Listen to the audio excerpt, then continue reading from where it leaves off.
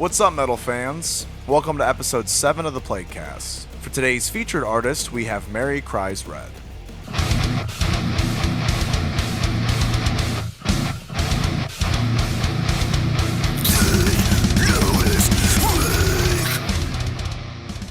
Here on the Playcast, we'll be featuring new releases by metal bands around the world to help grow their fan base and support the metal community.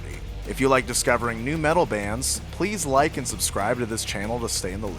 If you were to take a wild guess as to where I found this band, you'd be correct if you guessed social media. Something I always appreciate and look for in a band, besides the music, is their art and overall branding. These dudes have brutal artwork that catches your eye instantly. It's especially hard in these heavier genres to really stand out from an art perspective, because you want to have that perfect blend of brutality and cleanliness so people can actually see what's being portrayed. Of course though, you gotta appreciate those extremely brutal bands when their logo looks like a bunch of sticks from hell laying on top of each other.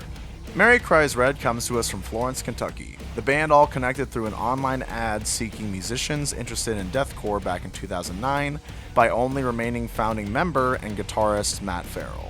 The band wrote new songs and practiced for 2 years before hitting the studio to release their first album, Music to Kill To. They then started to play shows in Kentucky, Ohio, and Indiana to get their name out there. For the next 4 years, they would go through some lineup changes, several albums, and a lot of shows up until 2015. Bands they performed with were All Shall Perish, Born of Osiris, Hester Prynne, Suffocate, and Rose Funeral. Post-2015, the band parted ways with vocalist and drummer, leaving Matt Farrell to take over vocals and bass player Josh Allen, which now it's just the two of them writing and recording the last few albums.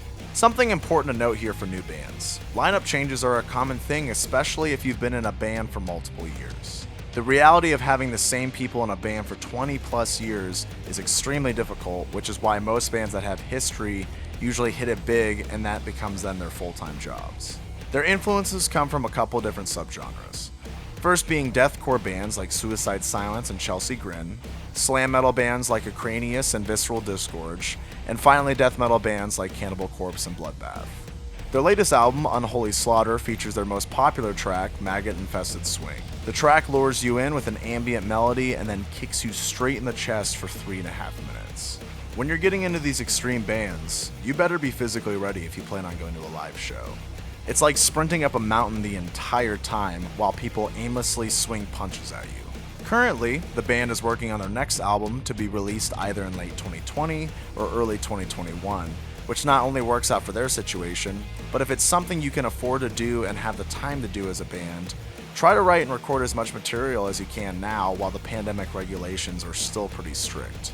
No one really knows when concerts will be back to the normal operation that they used to be, so it's super important to stockpile as much content as you can. Mary Cries Red will be a band that has a chance to survive if they keep up the good work and they keep putting out badass tracks. As always, I've provided their social links in the description below, so please be sure to give them a follow and add them to your playlist to keep up with their upcoming releases. Thanks for tuning into the Playcast. We'll see you next time.